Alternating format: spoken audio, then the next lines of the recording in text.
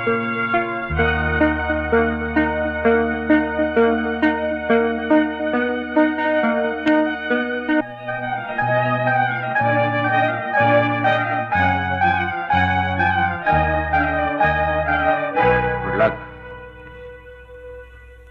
you.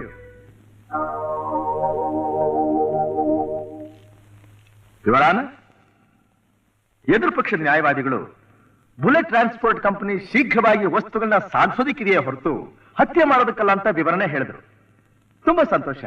ಕಳೆದ 2 ವರ್ಷಗಳಲ್ಲಿ ದೇಶದ ನಾನಾ ಕಡೆ ಈ ಲಾರಿಗಳಿಂದ 22 ಅಪಘಾತಗಳು ನಡೆದಿವೆ. ಈ ಮಾಡರ್ನ್ ಟ್ರಕ್ ಕಂಪನಿಯವರು ಗುಟ್ಟಾಗಿ ಕ್ವಾಲಿಟಿ ಟೆಸ್ಟ್ ಮಾಡಿಸಿದಾಗ ಬ್ರೇಕ್ ಲೈನ್ ಸರಿಯಾಗಿದೆ ಅಂತಾನು, ವೇಗವಾಗಿ ಹೋಗುವಾಗ ಬ್ರೇಕ್ ಅನ್ನ ಒತ್ತಿದ್ರೆ ಟ್ರಕ್ 2 ಅಡಿ ಎಡಕ್ಕೆ ಚಿಮ್ಮುತ್ತೆ ಅಂತ ರಿಪೋರ್ಟ್ ಬಂತು. ಇಂಥದ್ದೇ 1000 ಲಾರಿ ಇರೋ ಕಂಪನಿ ಅದಕ್ಕೇನು ಆಕ್ಷನ್ ತಗೊಂಡು ರಿಪೋರ್ಟ್ ನ ಮ್ಯಾನೇಜ್ಮೆಂಟ್ ಸೇಫ್